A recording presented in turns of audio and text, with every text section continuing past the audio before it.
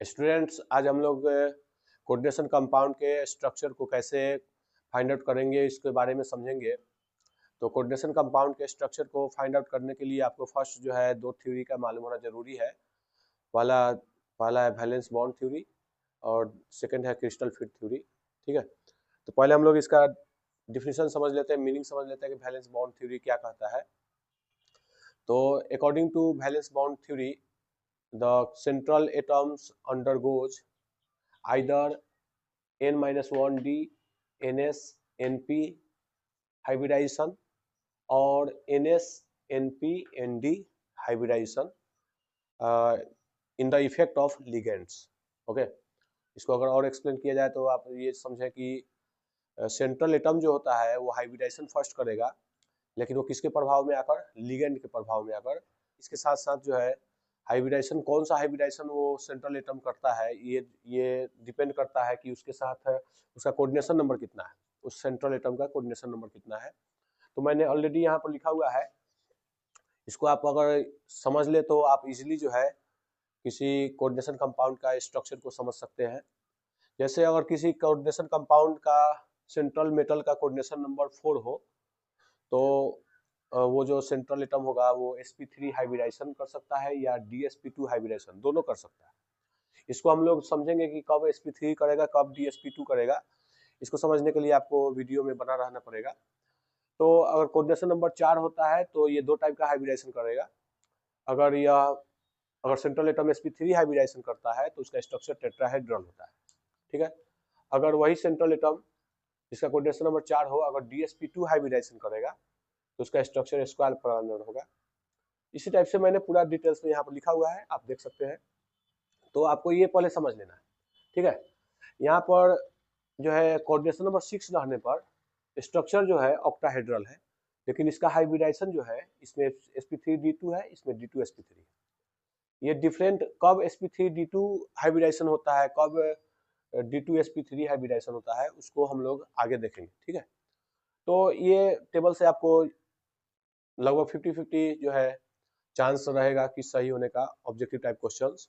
ठीक है, इसके बाद अगर और उसको क्लैरिफाई करना है कि एक्चुअल में हमें 100% श्योर होना है कि उसका स्ट्रक्चर जो है जो हम टिक मार रहे हैं वो सही है, तो उसको लिए आपको क्रिस्टल फील्ड थ्योरी को समझना पड़ेगा कि हर एक लिगेंड का फील्ड स्ट्रेंथ जो होता है वो अलग अलग होता है।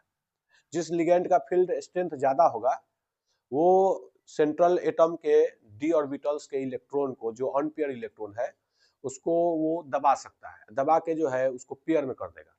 ठीक है, फील्ड स्ट्रेंथ जिस लिगेंड का ज्यादा होगा वो क्या कर देता है कि जो है, अगर डी ब्लॉक में इलेक्ट्रॉन्स, अगर डी ऑर्बिटल्स में इलेक्ट्रॉन अगर सिंगल सिंगल है तो उसको जो है पुश करके एक मतलब पेयर में ला देता है। पेयर में लाने के बाद क्या होगा, अगर वो लिगेंड का फील्ड स्ट्रेंथ ज्यादा है तो वो या तो dsp2 हाइब्रिडाइजेशन करता है या d2sp3 हाइब्रिडाइजेशन करता है। ठीक है, ऐसे मैं अभी आपको बताऊंगा कि कौन कौन से लिगेंड का फील्ड स्ट्रेंथ ज्यादा होता है, और आप उसको देखकर समझ सकते हैं कि कब जो है उसका स्ट्रक्चर dsp2 होगा और कब sp3, और उसी टाइप से यहाँ पर कब उसका स्ट्रक्चर sp3d2 होगा, कब d2sp3। जैसे अगर कोई लिगेंड है जो जिसका फील्ड स्ट्रेंथ वीक है, तो वो सेंट्रल एटम के डी ऑर्बिटल्स के इलेक्ट्रॉन को पुश नहीं कर पाएगा, उसको जो है पेयर में नहीं ला पाता है। और इस तरह उसका हाइब्रिडाइजेशन जो है, अगर कोऑर्डिनेशन नंबर 6 रहेगा तो उसका जो है हाइब्रिडाइजेशन sp3d2 होता है। ठीक है, और वही अगर फील्ड स्ट्रेंथ ज्यादा रहेगा तो उसका स्ट्रक्चर d2sp3 होता है। ठीक है, इसका और भी अलग अलग इसका फायदा है कि sp3d2 जो कंपाउंड होता है उसमें और क्या फायदा है। तो ऐसे कंपाउंड जो है अधिकांशतः आपको जो है मैग्नेटिक इन नेचर होते हैं, मैग्नेटिक प्रॉपर्टी इसमें होता है। और ये जो है डाईमैग्नेटिक इन नेचर होता है, क्योंकि इसमें सभी इलेक्ट्रॉन पेयर में हो जाता है। ऐसा कोई सेंट्रल एटम अगर ये हाइब्रिडाइजेशन करेगा d2sp3, तो उसका स्ट्रक्चर वो जो है जनरली डाईमैग्नेटिक इन नेचर होता है, और जो sp3d2 वो हाइब्रिडाइजेशन करता है वो पैरामैग्नेटिक इन नेचर होता है। ठीक है, तो मैं कुछ बोल देता हूँ पहले, आप जो है उसको लिख लेंगे कॉपी पर कि फील्ड स्ट्रेंथ जो है सबसे कम किसका है। ठीक है, तो फील्ड स्ट्रेंथ जो है सबसे कम, अगर आप लिगेंड के बारे में सोचे तो लिगेंड ज्यादा नहीं है, है ना। अभी तक कोऑर्डिनेशन कंपाउंड ज़्यादा बना हुआ नहीं है, क्योंकि ये जो है ज़्यादा स्टेबल कंपाउंड नहीं है, और इसलिए लिगेंड जो है लिमिटेड लिगेंड है। तो मैं उसी लिमिटेड लिगेंड में जिसका यूज ज़्यादा होता है उसी के बारे में मैं बता दूं कि सबसे वीक फील्ड स्ट्रेंथ किसका होगा और सबसे ज़्यादा फील्ड स्ट्रेंथ किसका होगा, और ज़्यादा यूज जो लिगेंड होता है उसी के बारे में मैं बोलूँगा। तो सबसे वीक फील्ड स्ट्रेंथ जो है मैं इसको लिख ही देता हूँ, ठीक है। तो मैंने यहाँ पर कुछ लिगेंड का फील्ड स्ट्रेंथ जो है इंक्रीजिंग ऑर्डर में लिख दिया है। जैसे आप देख सकते हैं सबसे वीक फील्ड स्ट्रेंथ जो है आयोडो का होता है। जैसे आप जानते होंगे कि लिगेंड का नाम जो है कोऑर्डिनेशन कंपाउंड में थोड़ा सा अलग टाइप से बोला जाता है। जैसे ऐसे तो ये आयोडीन है, लेकिन इसका नाम जो है लिगेंड के रूप में जब लिखेंगे तो आयोडो बोलेंगे, इसका वो ब्रोमीडो बोलेंगे। तो आयोडो से ज़्यादा फील्ड स्ट्रेंथ ब्रोमीडो का होता है, उससे ज़्यादा फील्ड स्ट्रेंथ आइसोथायोसाइनाइटो का होता है, उसके बाद क्लोरिडो का होता है, उससे ज़्यादा फील्ड स्ट्रेंथ OH माइनस का होता है, उससे ज़्यादा फील्ड स्ट्रेंथ ऑक्जालेटो का होता है।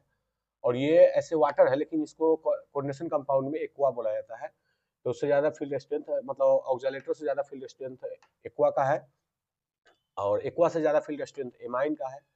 ईएन आप जानते होंगे कि इसका शॉर्ट फॉर्म है, इसका फुल फॉर्म होता है इथेन 1,2 डाई एमाइन।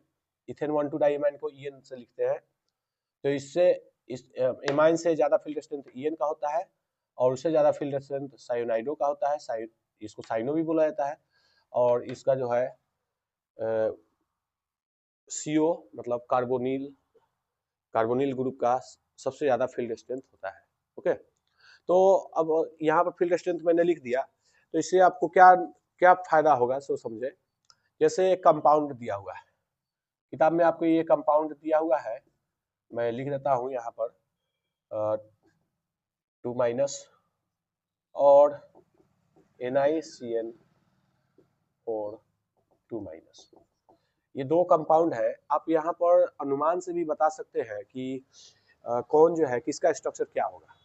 कैसे देखें, यहाँ पर क्लोरीन है, क्लोरीन मतलब क्लोरिडो इसे बोलेंगे, क्लोरिडो है, 4 क्लोरिडो है। तो क्लोरीन हम लोग जानते हैं कि उसका इसका फील्ड स्ट्रेंथ वीक होता है, ठीक है। फील्ड स्ट्रेंथ वीक है, तो इसका जो है इसमें क्लोरिडो के पास इतना पावर नहीं है कि वो डी ब्लॉक के एलिमेंट को, डी ब्लॉक के इलेक्ट्रॉन को, डी ऑर्बिटल्स के इलेक्ट्रॉन को जो है वो पुश कर पाए अंदर की तरफ। और इस तरह यहाँ पर कोऑर्डिनेशन नंबर 4 है, तो इसलिए इसका हाइब्रिडाइजेशन जो है sp3 ही होगा, dsp2 नहीं होगा, क्योंकि इस क्लोरीन के पास इतना एबिलिटी नहीं है कि वह डी ऑर्बिटल्स के इलेक्ट्रॉन को पुश करके उसको पेयर में ला दे, ठीक है। निकेल के डी ऑर्बिटल्स के इलेक्ट्रॉन को पुश करके पेयर में ला दे, तो इसलिए उसका हाइब्रिडेशन क्या होगा, इसका हाइब्रिडेशन sp3 होगा, और इसका स्ट्रक्चर जो है टेट्राहेड्रल होगा, टेट्राहेड्रल। ओके, और यहाँ पर आप देख सकते हैं कि ये भी निकल का ही कोऑर्डिनेशन कंपाउंड है, लेकिन यहाँ पर लिगेंड जो है CN है, CN माइनस मतलब साइनो है, तो साइनो ग्रुप है। तो इसका फील्ड स्ट्रेंथ आप देख सकते हैं यहाँ पर बहुत ज्यादा है। तो इसका फील्ड स्ट्रेंथ ज्यादा होने के कारण जो है निकेल के जो डी ऑर्बिटल्स के इलेक्ट्रॉन होता है उसको पुश करके एक पेयर में ला देता है, और इस तरह जो है इसका कोऑर्डिनेशन नंबर 4 होने के कारण ये जो है DSP2 हाइब्रिडाइजेशन करेगा। ये जो है हाइब्रिडाइजेशन कौन सा करेगा, DSP2 हाइब्रिडाइजेशन। और DSP2 हाइब्रिडाइजेशन करने के कारण इसका स्ट्रक्चर जो है स्क्वायर प्लानर होता है। ओके, तो आप इस तरह जो है ज़्यादा इसमें कैलकुलेशन करने की जरूरत नहीं पड़ेगा, आप इजीली जो है फाइंड आउट कर सकते हैं कि किस में जो है क्या हाइब्रिडाइजेशन होगा और उसका स्ट्रक्चर क्या होगा। I hope you understand all this. So इसी तरह का वीडियो जो है मैं यहाँ पर इस चैनल पर कंटिन्यूसली अपलोड करता रहूँगा, और ऐसे वीडियो को हमेशा कंटिन्यू आप चाहते हैं कि आपको मिले, तो इसके लिए आप हमारे चैनल को सब्सक्राइब करें। So thank you, have a nice day.